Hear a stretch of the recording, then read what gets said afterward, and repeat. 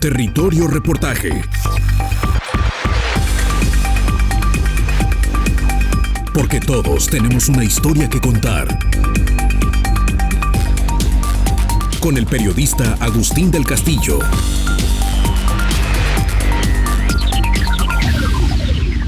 El choque cultural más importante y continuo en términos históricos para las comunidades birráricas de la Sierra Madre Occidental ha sido su enfrentamiento al poder de los mestizos ganaderos de Nayarit, Jalisco, Zacatecas y Durango. Un encontronazo promovido por los conquistadores de las montañas, sobre todo en las últimas décadas. Montañas que durante siglos permanecieron al margen de la economía occidental globalizada que nace en la colonia española, que se asienta en la conquista del Gran Nayar a comienzos del siglo XVIII, que se retrae durante largas temporadas del inestable siglo XIX y que retoma su carrera a partir del Porfiriato, opacada con constantes nubarrones por la violencia de las revoluciones, entre la rebelión del Tigre de Álica, Manuel Lozada, en los años 60 del siglo XIX, y la Guerra de los Cristeros, que tiene un sorprendente y equívoco teatro de dramas en estas tierras que los católicos siempre, y los evangélicos ahora, han considerado paganas, animistas, idólatras y a cuantos más adjetivos con que ha enriquecido el idioma el recelo monoteísta se quiera apelar. Uno de los hilos conductores de la violencia es justamente la lucha por la tierra. La modernización de México, convertida en ley por la Constitución de 1857 y sus leyes de reforma, determina que las inmensas soledades en poder de comunidades indígenas son bienes en manos muertas. En un debate que en realidad no ha terminado, establece que es necesario incorporarlas a la economía y que produzcan. Esa premisa capitalista que tiene como paradójicos promotores a dos presidentes de raíces indias oaxaqueñas, Benito Juárez García y Porfirio Díaz Mori, es el grito de guerra del progreso que trata de barrer con los derechos comunales. Lo remoto de la sierra y su fama levantisca mantiene como letra muerta, al menos al interior de este mundo indio, los derechos que se arrogan los grandes latifundistas que denuncian tierras ociosas y las obtienen del Estado mexicano a cambio de generar riquezas. En cierto modo, como una paradoja más, la revolución liberal llega al corazón de las montañas de la mano de la reforma agraria y una revolución que ha pretendido retomar los derechos coloniales de las comunidades para resarcirlas. Pero también es brazo ejecutor de ajustes de cuentas políticos por temas como el cristero, y bajo la idea prevaleciente en las primeras décadas revolucionarias de que la integración de los indígenas a la cultura nacional, a mestizarlos, a culturarlos, es el modo de rescatarlos de sus propias taras, en los años 30 y 40 del siglo XX comienza el incesante arribo de rancheros a todos los puntos cardinales de las montañas, con carpetas básicas como ejidos o con escrituras de pequeña propiedad avaladas por los gobiernos estatales. Esta marcha sobre la sierra cuenta con padrinos políticos y con gestores que incluso penetran algunas comunidades tradicionales para dividirlas. El caso de Tateiquie o San Andrés Coamiata es emblemático. La gestión política nayarita, duranguense y zacatecana deshojó la comunidad,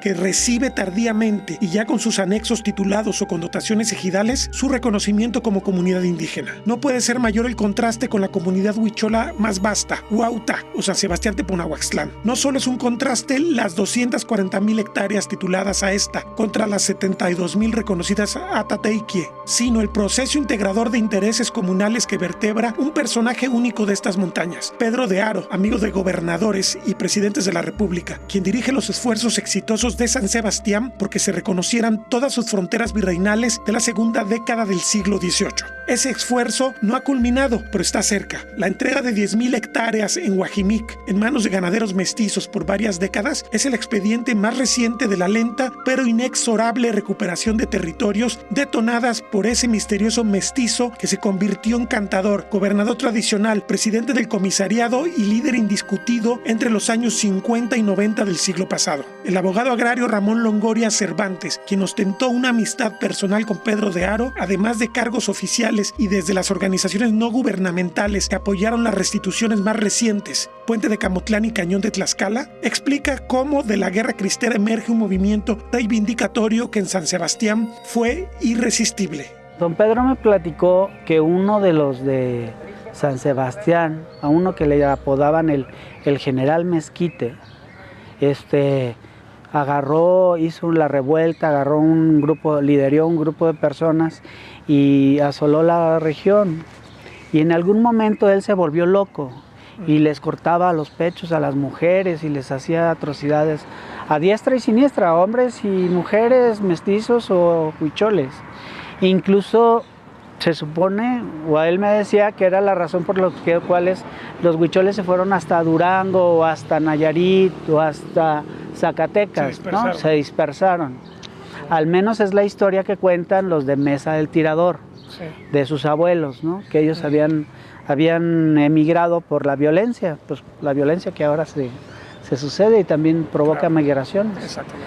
Y pero entonces el punto era... Estabas en el momento previo en que iban a hacer, yo supongo, la solicitud apenas de los bienes comunales, ¿no? Y que les toca el contexto de... Ellos habían sido una comunidad tachada a favor de la iglesia, ¿no? Oh. De cristeros.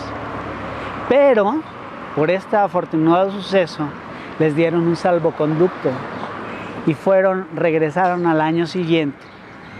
Y dijeron, miren, nosotros apoyamos al presidente, ¿verdad?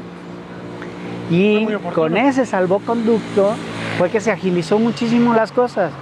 Pedro de Haro fue al Archivo de Instrumentos Públicos aquí en Guadalajara, que es ahora el Archivo Histórico, y encontró los títulos virreinales. Resulta que en el virreinato se hacían los expedientes de tierras, ¿no? Y bajo el nombre de un poblado se metían ahí todos los juicios que hay. Entonces, en el nombre de San Sebastián Teponahuastlán hay una serie de juicios anexos, una donación de un sacerdote, un reconocimiento de las tierras y un título virreinal que lo formaliza la Revolución Mexicana a través de la resolución presidencial, sí, el plano definitivo y pues el acta de posesión y deslinde que se le da a los de San Sebastián. San Sebastián Teponahuastlán se le reconoció como comunidad las 240,000 hectáreas. Y por ejemplo, pues nada más, a Santa Catarina nada más se le reconocieron como 76,000 y a San Andrés 72,000. Tú sabes que mucho del problema con San Andrés es que gran parte de sus tierras quedaron en Nayarit, titulados a otras comunidades, y hasta en Durango, ¿no? Que es todavía... Bancos de San Hipólito. Exacto, son expedientes vivientes, ¿no? Sí, el caso de Durango. De Guadalupe Cotán es el otro, ¿no? Que era parte de San Andrés. Sí, pero también en otra localidad, Santa Rosa, que es comunidad indígena. Okay. No, Santa Rosa, que está hacia Nayarit, okay, ¿no? Incluso hay un lienzo que divide huicholes de mestizos en la comunidad de Santa Rosa. Ahora, pero ¿por qué esta dispersión ocurre por esta violencia que tú comentas? Pero ¿no se da también el contexto de que Nayarit aprovecha para convencer a muchos de estos grupos de que les conviene estar en el estado de Nayarit y que se separen, en este caso de San Andrés, porque con San Sebastián no pasó, pero con San Andrés sí? Yo, así más que hablar de Nayarit, yo creo que los grupos políticos, ¿no? En cada estado. Para Nayarit era muy importante consolidar sus fronteras. Y entonces las promotorías agrarias dependían de las comisiones agrarias mixtas en las capitales y tenían el trabajo de armar los expedientes y de hacer iniciar los procedimientos agrarios, en las acciones agrarias, ¿no? Y entonces, consistentemente, Nayarit fue formando expedientes de comunidades dentro de pues, sus localidades, de sus municipios. Mientras Jalisco era como más enfocado a la capital y a otras zonas. Sí, tibio. De hecho, uno de los reproches de Fernando Benítez en el libro de los huicholes es justamente la indiferencia de Guadalajara hacia los huicholes, ¿no? Es que parece que es histórico, ¿no? Es histórico porque sigue a la fecha. Es una historia que permanece. La restitución de Guajimic no ha culminado 68 años después del decreto presidencial de Adolfo Ruiz Cortines a favor de la comunidad, señala un líder agrario actual, Ubaldo Valdés Castañeda, quien reprocha al presidente López Obrador el incumplimiento de sus promesas. Hay un video, recuerda, no me voy a cansar de decir, del presidente de la República cuando vino aquí en Puente de Camotlán, principalmente ahora sí que en el corazón del conflicto en Puente de Camotlán, en donde lo abordan los ganaderos de Guajimí y le plantean la situación, y él dice, mira, yo llegando a ser presidente, vamos a buscar que las cosas estén en paz y ustedes, tanto como los indígenas, así lo dijo textualmente, tanto los indígenas y los ganaderos no salgan afectados. A mí se me hizo muy prudente su respuesta, pero eso fue hace 3 años, 2 años. Fue un periodo preelectoral. Preelectoral, para exacto. Ganar votos, pues. Para ganar votos, ¿verdad? Pero ahora que ya está en el poder, que ya está, ahora sí que con posibilidades de intervenir de manera directa, pues ahora sí que no vemos sus luces, no vemos la entrada, ¿verdad? De cómo resolver este conflicto. Para que nuestra teleaudiencia le quede claro, te pido una breve explicación de cómo se originó el problema de los predios de Huajimic. ¿De cuántos años estamos hablando? ¿Cómo fue que se fueron posesionando? ¿Y qué pasó? O sea, es una historia más o menos vieja, pero que vale la pena que la gente sepa cómo se dieron estos procesos y por qué son ilegales como propiedad, pues. Bueno, si nos vamos ahora sí que a la historia de Nayarit y la historia de Jalisco, el conflicto que tienen ambas partes, este problema se origina, desde la famosa del séptimo cantón, ¿verdad? El séptimo cantón, que Nayarit pertenecía al estado de Jalisco como séptimo cantón. Desde ahí se origina el problema. ¿Por qué? Porque no se definió bien cuando Nayarit se independiza, ahora sí se hace estado soberano. Obviamente queda esta parte confusa, ¿no? Esta franja. Entonces, para Nayarit seguirle ganando, a pesar de que ya se había independizado como estado, Nayarit, para seguir ganando terreno Nayarit, obviamente esta parte que estaba en conflicto, empezó a darles como documentos a militares o jefes de la policía estatal, ¿verdad? No sé si han escuchado de un personaje que fue muy emblemático, Petronilo Muñoz, que muchos ganaderos lo adoran en Huajimic, que fue el que inició todo el trámite. Pues deja decirte que Petronilo Muñoz fue jefe de la judicial de Nayarit. Entonces, ¿por qué Nayarit? ¿Por qué el gobierno de Nayarit se ensañaba a darles posición a este tipo de personaje? Pues obviamente para poder contrarrestar pues a los wixárikas, que también estaban en la lucha, ¿no? Entonces, yo creo que este problema estamos hablando al inicio del siglo XX, ¿verdad? Estamos hablando del siglo XX. Sí, Nayarit empezó en 1917 como Así estado. es, entonces, este conflicto, acuérdense que Puente de Camotlán era una hacienda, ¿verdad? Era una hacienda, Huajimic también era una hacienda. ¿Y quiénes eran los que atentaban el poder de estas haciendas? Pues estos personajes militares, jefes de policías, que de alguna manera pues atacaban a los wixárikas. Incluso hay textos documentados que estos judiciales, caciques, quemaban las casas, ¿no? Las casas de los wixárikas. Quemaban los pastizales para que las llamas llegaran a las casas de los huirras y poderlos ahuyentar más hacia el norte de la comunidad de San Sebastián, y quedara libre esta parte pues de la zona del conflicto, que es Mesa del Tirador y Puente de Camotlán. Yo siempre por ahí tengo algunos escritos que quiero publicar ya cuando me dedique a la decencia. Yo siempre voy a comentar que esta parte estamos en problema. Tenemos 3 conflictos. Tenemos un conflicto entre límite Jalisco y Nayarit, tenemos un conflicto entre el ejido y una comunidad, y tenemos un conflicto social entre un mundo mestizo y un mundo wixárika, ¿verdad? La comunidad sabe que es parte de una realidad cultural más amplia, el mundo wixárika, y asienta el compromiso de apoyar los derechos de sus vecinos, señala el presidente de Bienes Comunales, Óscar Hernández Hernández. La relación entre comunidades, entre hermanos, sigue siendo buena, entonces no hay conflicto entre nosotros, inclusive tenemos acuerdos de convivencia social, y seguramente así vamos a seguir pues tranquilamente entre comunidades, como es la de Santa Catarina, que colindamos aquí, entonces... por el lado de Nayarit, pues estaban los de Guadalupe Ocotán, igual, la mejor disposición de dialogar, llegado el momento pues de que hubiera alguna inconformidad, algo, ¿no? Ellos están en la mejor, y nosotros igual, no tenemos problema con ellos. y no quisiéramos que hubiera, pues. Así. Pero digo, en un momento dado, solidaridad, si a ustedes no les entregan sus tierras, pues ustedes tienen el apoyo también de sus Sí. de las otras comunidades. Ellos también nos respaldan, exactamente.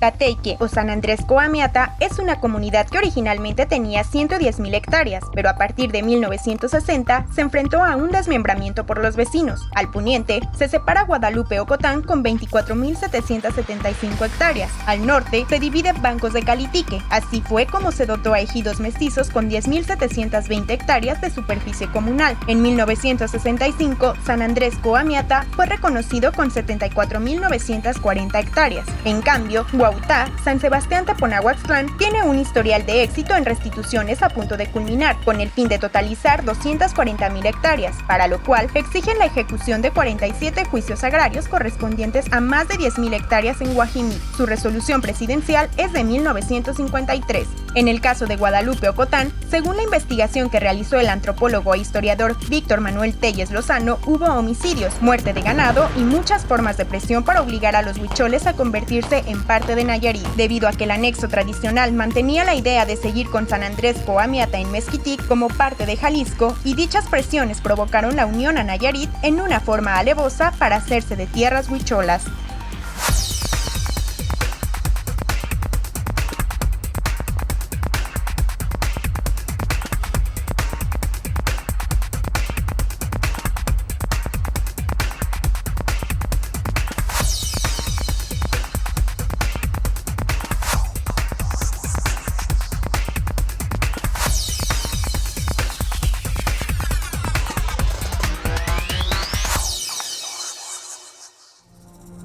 La comunidad de San Sebastián vive un proceso de integración de la mujer en los liderazgos internos. Citlali Chino Carrillo encabeza la Comisión de Concertación Agraria y no encuentra motivos para el optimismo en relación con las restituciones más recientes. Pues sí, ahorita estamos analizando la situación, ¿no? Hace poco, pues como saben, apenas el primer fin de semana del mes de marzo tuvimos nuestra asamblea en donde estuvimos pues analizando esa situación que pues ya tiene tiempo, ¿no? Y pues en este sentido pues la exigencia sigue siendo la misma porque pues ya no se nos ha recuperado las 10,000 hectáreas que estamos que queremos recuperar, y en este sentido pues el gobierno tampoco no ha puesto nada de su parte, y es por eso que se decidió pues seguir con la misma postura de no entrar, de no dejar pasar a partidos políticos, y en este sentido tampoco de no votar. Digo, porque lo peor del asunto es que no es solamente una petición, ustedes ya han ganado los juicios. Sí, hay varios juicios ganados, sin embargo, pues como digo, el gobierno pues no quiere dar el recurso para la indemnización de los ganaderos, entonces pues es una traba que nos pone también el gobierno, ¿no? Y el mismo presidente pues también tiene el conocimiento sobre esta situación, sin embargo pues no se le ha dado la prioridad, pues no sabemos a qué se deba. Y se les está dilatando la justicia, se supone que la justicia debe ser expedita. Pues en este sentido pues ya no sería expedita ni pronta. Exactamente. Ahora, en este año que te ha tocado a ti estar frente a la comisión, te han convocado a reuniones, a juntas para decir vamos a trabajar de este modo, va a haber recursos, no va a haber recursos. ¿Cuál es el mensaje que manda el gobierno federal y los gobiernos de Jalisco y Nayarit? Pues sí, ha habido reuniones de mesas de diálogo. Sin embargo, pues nunca se ha avanzado, o sea, tampoco no nos han dicho que para tal fecha pues va a estar el recurso, simplemente nos han dado largas, y más con esta situación actual de la pandemia, entonces no se ha podido avanzar. Se sabe que hay dos ejecuciones en puerta, sin embargo no sabemos aún ni las fechas ni tampoco si va a haber indemnización para los ganaderos. Porque digo, Entonces, si no se aborda el tema del recurso que se necesita para las indemnizaciones, ¿de qué se habla? Digo, ya está suficientemente claro a quién le asiste la razón jurídica, que es a ustedes, ¿no?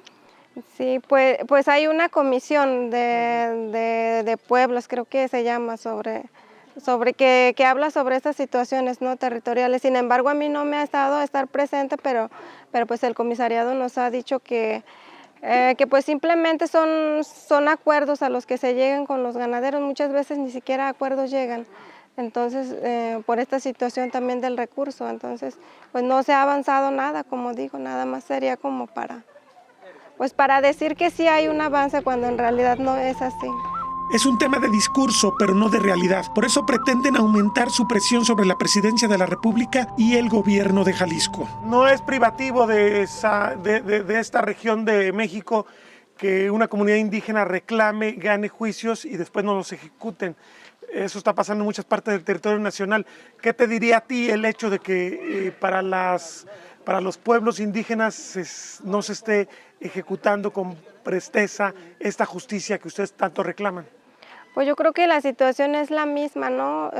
Pues sabemos que cuando el presidente pues actual, Andrés Manuel, pues en sus discursos decía que iba a ayudar a los pueblos originarios a resolver todos estos conflictos territoriales. Sin embargo, pues creo que seguimos en la misma, nada más seguimos con el discurso, pero en el cumplimiento de los hechos, pues seguimos igual. Ahora, lo que tendría que preocuparnos a todos, antes de que hubiera acuerdos, pues el enfrentamiento era complicado, había hostilidad de parte de los ganaderos, se trató de bloquear algunas de las ejecuciones, digo, yo lo recuerdo que me tocó reportearlo, no habría riesgos de que si esto se sigue aplazando, vuelva a brotar pues el discurso agresivo y la violencia o las amenazas para ustedes? Pues puede ser porque sí en algunos momentos hemos platicado sobre eso, o sea, sobre qué medidas tomar en caso de que el gobierno pues siga aplazando todas estas problemáticas y sí lo hemos analizado en varios temas. Sin embargo, ahorita por lo mismo de la contingencia, pues nos mantenemos al margen y pues esperando también que el gobierno responda adecuadamente.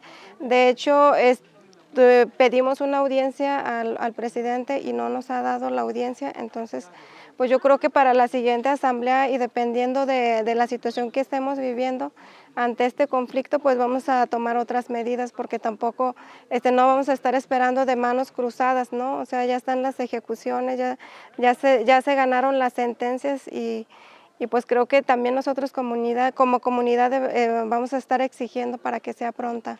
¿Recuerdas más o menos hace cuánto tiempo se le pidió la cita al presidente? Pues desde la otra asamblea en diciembre, hace como 3 meses, fue la última asamblea en Nocota de la Sierra, se le pidió a la comisionada que se encarga pues de estos temas.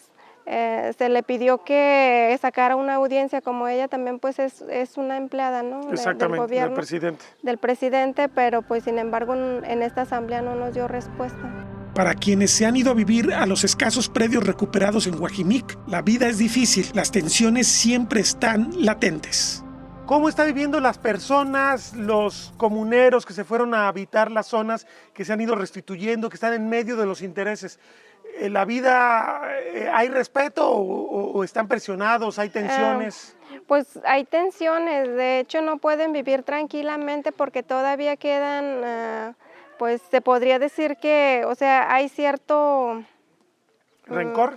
Sí, rencor, entonces muchas veces hay amenazas dentro de las personas pues que viven en esos lugares o conflicto, sigue el conflicto. Sí, o sea, no están en paz, no están tranquilos, no están trabajando a gusto, siempre viven bajo la idea de que alguien nos va a llegar a amenazar o a presionar. Sí, y aparte pues con el miedo, ¿no? Como son lugares lejanos, pues por lo general las personas viven con miedo, las que están allí muchas veces. Y por ejemplo, si ocurre un incidente allá, ¿cómo se enteran ustedes acá?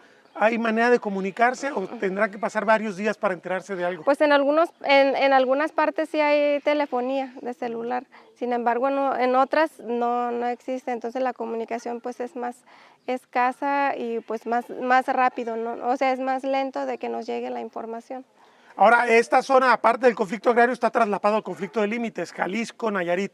Yo recuerdo cuando fui a la zona que había una escuela en Guanacaste, si no me equivoco, que es del gobierno del estado de Jalisco y está rodeado por asentamientos que administra el gobierno de Nayarit. Este tema del acceso a los servicios en la zona, ¿cómo se está garantizando? Porque pues, si se lavan las manos los dos gobiernos o si se pelean, pues como que también terminan perjudicados los habitantes viralitaris, ¿no? Sí, de hecho, pues ese también es otro de los conflictos que el Estado no reconoce, ¿no? Que Jalisco no ha reconocido de que pues hasta dónde llegan sus límites. Y pues de ahí surgen varias problemáticas justamente por estos programas sociales, ¿no? Que muchas veces pues personas pertenecientes a la comunidad salen beneficiados en Puente, entonces a veces en Puente no los quieren aceptar porque les dicen que son de acá. Y pues en general en todos los programas, y pues también es otro conflicto que tenemos, ¿no? Entonces, pues también se ha estado viendo la posibilidad de que también se saque una audiencia con el gobernador para que pues nos reconozca, que reconozca el límite para ya no tener estos problemas, porque de igual manera pues hay escuelas que aparecen en Jalisco, pero que están más bien que son de Jalisco, pero que son reconocidos en Nayarit, y de igual manera también ya de aquí de Pescado en adelante pues ya en Nayarit, y muchos ya se quieren ir a votar a Puente por lo mismo, entonces también allí pues está el conflicto, ¿no? De que no... O sea, se tiene que resolver paralelamente el tema agrario y el tema del conflicto de límites, porque ustedes necesitan saber a qué autoridad acudir para reclamar pues las cosas que le corresponden a todo ciudadano mexicano. Sí.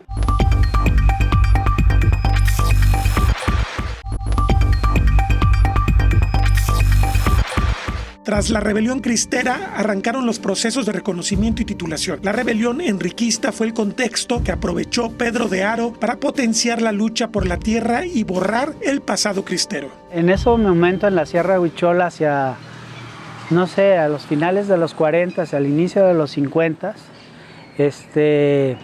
ya después de haber pasado la cristiada, lo más fuerte de la cristiada, que se vivió de manera terrible en la Sierra Huichol, empiezan los procesos de regularización de las tierras, ¿no? de confirmación y titulación de bienes comunales. Más o menos por el mismo momento, cada una de las tres comunidades, San Andrés, en Santa Catarina y en San Andrés, en Santa Catarina y en San Sebastián Teponahuatlán, donde estaba don Pedro de Haro, tuvieron algún mestizo como de ayudante, del secretario del gobernador, del secretario del comité ejecutivo particular, que llevó a cabo la tramitología ante reforma agraria, ¿no? Pero don Pedro de Haro es el único que se queda, que se vestía de huichol, que se queda entre los huicholes, y por mucho tiempo, 30 años, fue comisariado de bienes comunales, ¿no? Don Pedro de Haro aprovecha un momento histórico, dice él que era muy joven, van a México DF y ahí era el cambio de gobierno. Y él decía que era llegaron a la CNC como todo el mundo llegaba, ¿no? Claro. A pedir que les ayudaran en el trámite ante reforma agraria, y les dicen, va a haber un golpe, no van a dejar subir al presidente de la República. Vénganse, ¿saben usar las armas? Y dice que todos eran cristeros. Pues se sobaban, ¿no? Las manos, decía, fusiles nuevos. ¿Cuándo iba a asumir quién? ¿López Mateos? La última son manadas de López Mateos, ¿no? Sí, porque López Mateos llega al 58 a la presidencia. Y fue 58-64. 64. Antes de López Mateos, porque López Mateos fue el líder de la CNC. Entonces el anterior a López Mateos a López Mateos fue Ruiz Cortines. Con Ruiz Cortines ellos usaron el salvoconducto del anterior.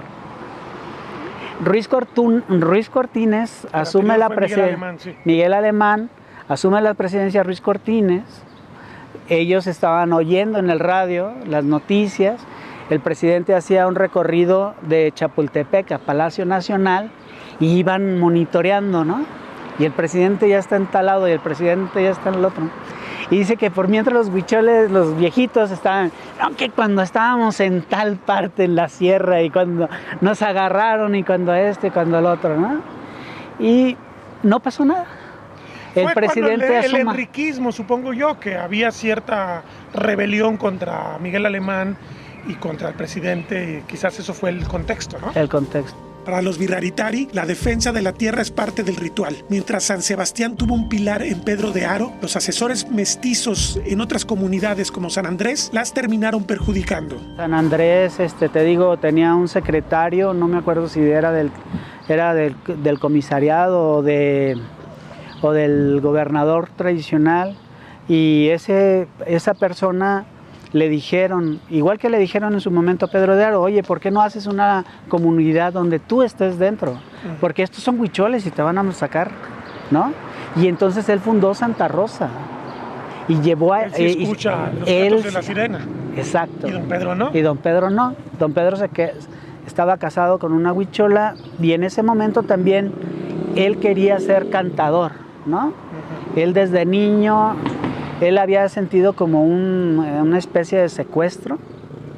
Hay unas historias así, hay determinadas piedras, determinados sitios que te llaman para que los sirvas nada más a ellos. ¿Una especie de posesión?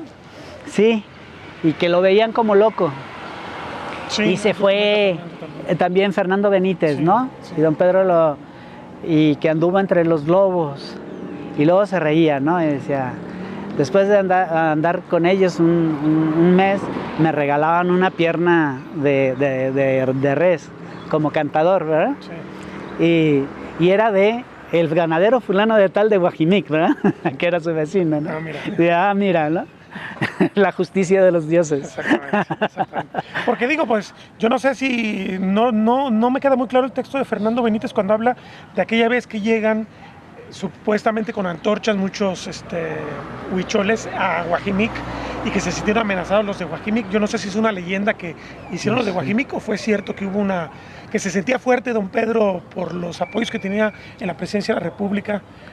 Sí, pues mira, el asunto de Guajimic no me lo sé. Don Pedro sí me dijo de que cuando estaban formando la ejecución de San Sebastián, los de Puente de Camotlán no querían firmar. Entonces se citaron un día y pues había fuerzas rurales. Las fuerzas rurales, pues mal que bien respondían a los líderes locales. Claro. Y este pequeño ejército, ¿verdad? Que se llamaban policía rural o guardias rurales, algo así. Don Pedro también estaba ahí, estaban armados. Y le empezaron a decir que estaban sitiados, que estaban alrededor, que los estaban esperando para matarlos. Y era una parte afuera del pueblo. Entonces dice don Pedro que mandó a sus fuerzas a sitiar las casas de los mestizos en Puente de Camotlán. Y mandó a avisar, o sea, que se vieran, ¿no? Entonces avisaron a los de Puente de que no atacaran. Y entonces... hechas las paces, pues se acercaron y dijeron, pues ponme aquí el límite, ¿no? Y Puente de Camotlán firmó la colindancia, el ejido de Puente de Camotlán firma la colindancia y los ganaderos con la comunidad indígena de San Sebastián Teponahuatlán. Eran tiempos violentos, claro, sí. ¿No? Sí. Y don Pedro de Haro, una vez con la resolución presidencial, se sentía fuerte. Fueron y atacaron a los de Bajío del Tule, que está en la sierra. Exactamente, donde tiene ahorita el aserradero. De Bolaños para arriba, sí. Colonia Rivera Ceres. Sí, bueno, eso fue después, que él tuvo el nombre, pues. El ejido de los Amoles es titulado a los combatientes de la revolución desmovilizados y les titulan antes que San Sebastián. En el caso de San Andrés, titulan a todos antes que a San Andrés. Quizás eso explique también. También las dificultades legales de San Andrés para recuperar sus territorios legalmente es por eso. Solamente San Juan Peyotán no tiene la resolución. Y es posible, ese es el único juicio que tal vez ganen. En resumidas cuentas, la historia habría sido distinta sin Pedro de Haro. Es una especie de historia providencial para Huautla. ¿Tú crees que si don Pedro de Haro no hubiera no hubiera existido o no hubiera tenido el papel que tuvo, ¿la historia de San Sebastián sería distinta? Claro, totalmente. O sea, desde la renovación de la iglesia, el que hizo la casa de gobierno, el patio ceremonial. La esposa acaba de renovar sus votos y su agradecimiento a la tierra hace apenas un par de meses, ¿no? Él fue poniendo estas velas, él ponía velas, el árbol cósmico, ¿no? ¿No? Los huicholes dicen que hay las velas que sostienen los puntos cardinales del mundo, ¿no? Pero así hay lugares donde es un espectaculus mundi, ¿no? Y así es la cabecera de San Sebastián. Entonces las casas rituales como están formadas, donde se pusieron las velas, como están destinadas, incluso los tiempos, porque don Pedro estaba dedicado al ciclo del gobierno, él cuidaba los ciclos. Hay otros cantadores y sobre todo los más ancianos, los cahuiteros, que sueñan quién va a ocupar el puesto. Y don Pedro cuidaba el ciclo de ese gobierno y otro gobierno. Entonces las jícaras, como las tiene el gobernador, porque también él fue gobernador tradicional en San Sebastián y en Tuxpan, las jícaras como están puestas y lo que contienen, las jícaras que tiene el comisariado, nada más las tiene San Sebastián. No hay jícaras así en San Andrés. En Santa Catarina tienen otra manera. Ya ves que también la comunidad toma decisiones y las cumplen todos y son muy férreos, ¿no? Disciplinados. Y lo extraordinario en el caso de San Sebastián es no solamente que es muy grande, sino que ha estado en realidad mucho más sometido a influencias externas, ¿no? Porque Santa Catarina siempre están alejados por principio de cuentas y como que se sienten como quizás porque ahí está Teacata, se sienten como el centro del mundo. Pero acá hay muchísimas influencias y me llama la atención que hayan logrado mantener su personalidad pese a ser un corredor comercial tan importante y tener tantos conflictos. El centro del mundo se divide en dos, O sea, en fuego y agua. Okay. San Andrés, Santa Catarina tiene el lugar del fuego, pero el lugar del agua lo tiene San Sebastián. ¿Dónde sería en el caso de San Sebastián? Un lugar sagrado. Ahí también en la misma barranca. Por donde está la cabecera comunal. Sí, de ahí se ve Santa Catarina y el camino para Teacata. Sí. Pero digo, más allá del análisis religioso antropológico, o más bien también es antropológico. Sí, porque don Pedro quería ser cantador y luego él se le reconoce como huichol porque podía cantar, ¿no? Y podía decir cuál era su origen, ¿no? Entonces cuando me decían, tú no eres huichol, o sea, ¿y tú de dónde vienes? ¿Me puedes decir? Yo sí lo puedo decir, ¿no? Y entonces ahí marcan, ¿no? Todos son... Eres huichol si puedes explicar de dónde vienes, cuáles son tus orígenes, de dónde comes, ¿no? Y entonces don Pedro además le gustaba la política. Sí, ¿no? Es evidente, no sé. Que quiso ser maestro, que quiso ser soldado, que quiso ser licenciado en Derecho, tomó clases en la UNAM, con los puestos que luego que le concedieron dentro del PRI, ¿no?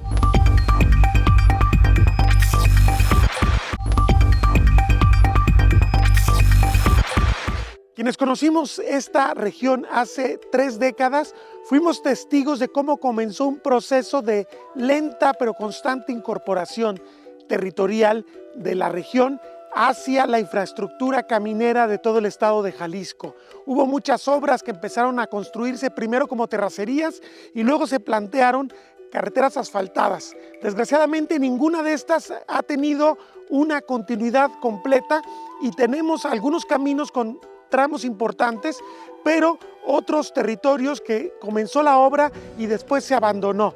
El ejemplo sería este camino que va del Arroyo de los Pescados hacia Ocota de la Sierra y hacia Tierras Amarillas, donde a principios de los 2000 se hizo un trabajo muy importante de inversión. Este trabajo consistió, como aquí podemos ver, en que tuvieron que incluso dinamitar espacios para alinear de forma correcta los caminos y que fueran más seguros. En algunos tramos, si uno recorre este trayecto, va a encontrar pues el pavimento, la capa que se puso, pero también la evidencia del abandono. Se construye una buena parte de este proceso se construye, pero resulta que se abandona, se deja sola y después llegan las lluvias, no hay obras, por ejemplo, para canalizar el agua y se va borrando el pavimento desaparece en algunos puntos, en otros, sobre todo en los planos llanos, ahí permanece, pero más bien como testigo mudo de una obra que a final de cuentas nunca se ha podido terminar.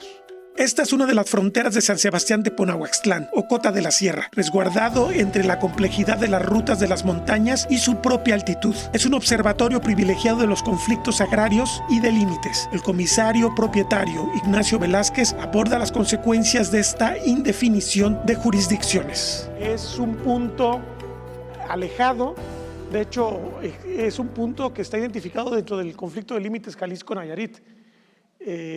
Para los nayaritas, ustedes están en Nayarit, para los jaliscienses están en Jalisco. ¿Cuál es la postura de ustedes como comunidad respecto a este tema de los límites de los dos estados? ¿Qué estado les provee los servicios? ¿Qué estado se responsabiliza por las cosas que ustedes necesitan? No, casi la mayor parte, pues hace cuenta, por medio ambiente, pues hace cuenta, no nos pueden hacer lo que es beneficio de apoyos, proyectos, porque a nosotros nos dicen que pues pertenecemos a Nayarit hasta ahorita y los límites pues hasta...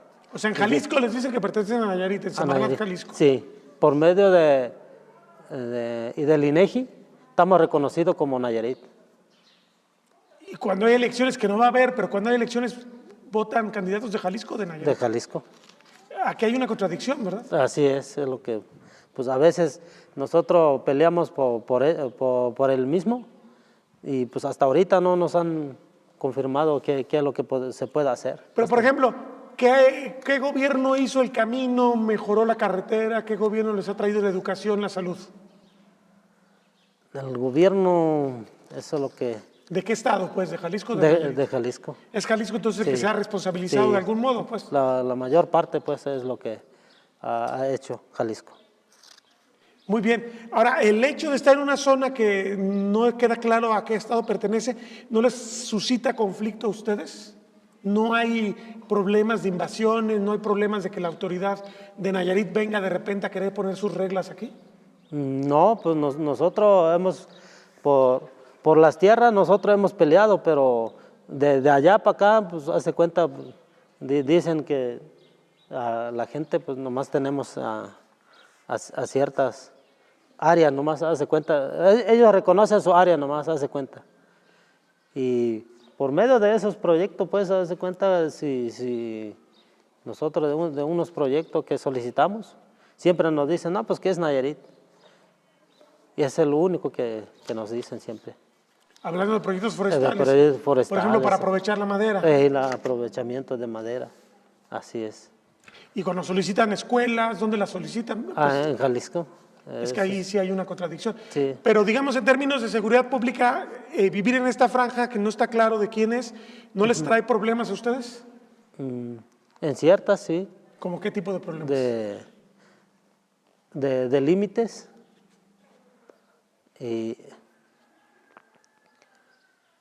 Pero temas de seguridad, que entre una policía, que entre otra policía, o que cuando ustedes tienen un incidente, ¿con quién pueden acudir?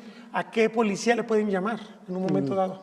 En un momento dado, pues estamos pidiendo siempre al municipio y vienen de Jalisco lo que es la seguridad.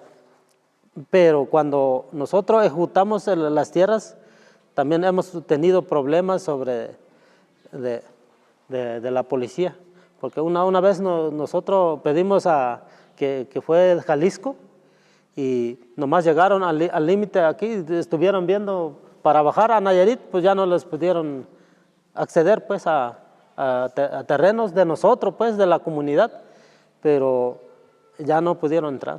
Habla de cuando hicieron la ejecución, de la que ejecución. bajaron desde aquí hasta el predio, ¿verdad? Yo recuerdo porque yo fui ese día a cubrir. Así es. Sí.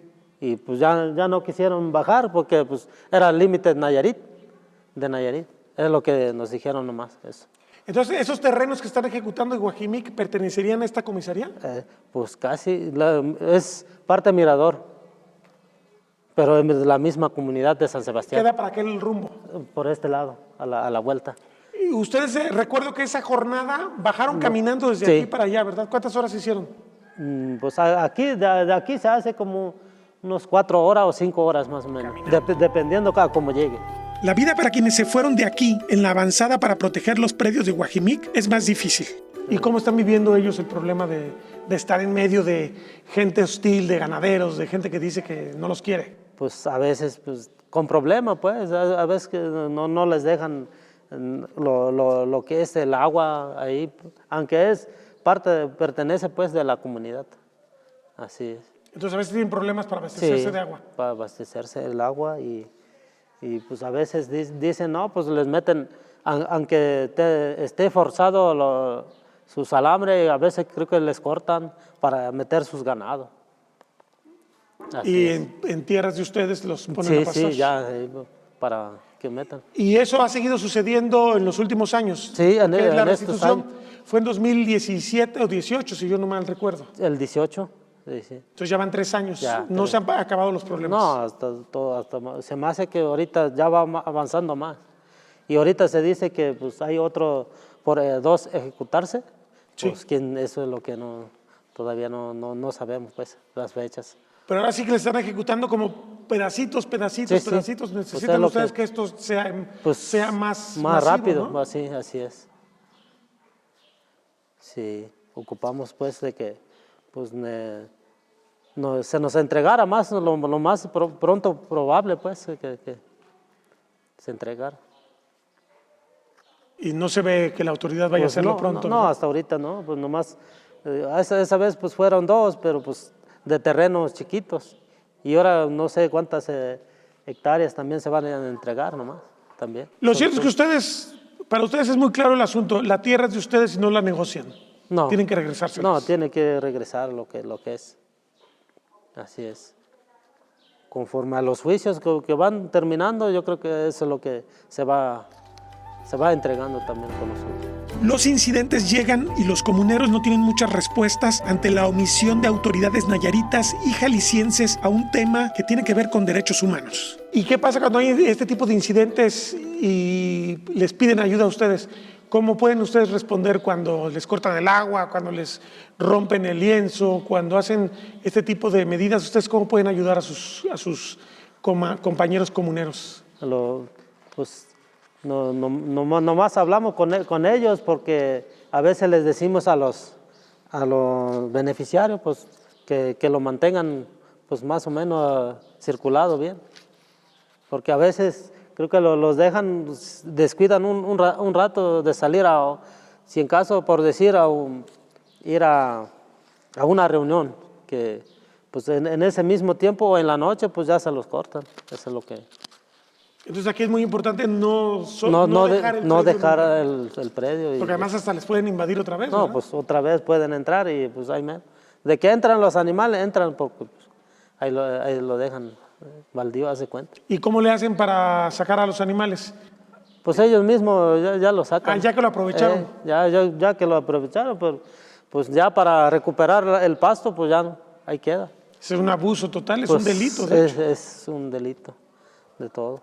Y la autoridad de Nayarit ahí tampoco dice, tú fuiste restituido y yo tengo que cuidar tu... No, pues porque no. digo, ustedes son mexicanos, al final de cuentas. Así es, pero pues no, él casi no se mete en eso. De por sí, en tierras de dominio huichol consolidado, como es Ocota de la Sierra, se arrastran problemas propios de los más marginados de este país. También están en un punto muy alejado, donde tienen muchas necesidades, ¿no? Así es, de todo. ¿Cuáles serían las cosas que más les preocupan a ustedes como habitantes de esta región extrema de Jalisco? Pues hasta ahorita, pues, lo que es el camino, no es que es la entrada, es lo que... Y aquí, pues, en las calles, pues casi también estamos en cero. ¿Y cómo están respecto al servicio de agua? Servicio de agua también, en veces, pues ahorita, pues apenas en tiempo de seca, como quiera, pues sí hay servicio. Pero cuando en tiempo de desagua, porque la luz, luego se nos va a cada rato. Por la luz también tenemos problemas, pero en las aguas. ¿El agua entonces la extraen de un pozo profundo? Pozo profundo, aquí tenemos. Si no hay luz, no hay manera de bombear agua. No hay. Pero entonces la falta de luz, ¿qué tan frecuente es en la época de lluvias? ¿Cada cuántos días se va la luz? Pues cuando se va por fin de semana, pues los 4 o 5 días. ¿Y ocurre muchas veces en el temporal? Muchas veces. Así casi cuando llueve mucho o ventea mucho, con puro viento se va la señal, bueno, la luz. ¿Y qué tan llovedor es aquí? ¿Llueve mucho? Mucho, con el viento. Así. Pero llueve pocos meses del año, ¿verdad? No llueve todo el año. No, pues como 4 meses nomás. ¿De julio a octubre? Sí, nomás. Y supongo que las lluvias también les ponen los caminos todos deshechos. También, todo puro arroyo. Y en las calles más que nada también, aparte. No. Entonces en esa época de lluvias sufren porque no tienen luz a veces ni acceso y porque no hay manera de salir o de entrar. Así es. ¿Les llegan a tener problemas de abastecimiento de alimentos o de todo, medicamentos? De medicamentos también, así es. ¿Cuántos días llegan a estar aislados por el tema de las lluvias? Pues los 4 o 5 casi. ¿No pasan vehículos para acá? No, pues no. No, aunque hay derrumbe también por abajo, por el camino. ¿Y siempre hay derrumbes? Siempre hay derrumbes y todo. Esta es la vida en los límites, donde un proceso de indefinición territorial y agrario motivado por la agresividad de unos en extender sus dominios y la tibieza de otros, acusadamente el Estado de Jalisco, en proteger a sus gobernados, lleva a alargar un expediente de justicia que nació en 1953, con un decreto presidencial que no termina de cumplirse a cabalidad cuando han ocupado la silla del Poder Ejecutivo 10 sucesores. La justicia retardada multiplica los agravios de los Virraritari. Territorio Reportaje. Porque todos tenemos una historia que contar. Con el periodista Agustín del Castillo.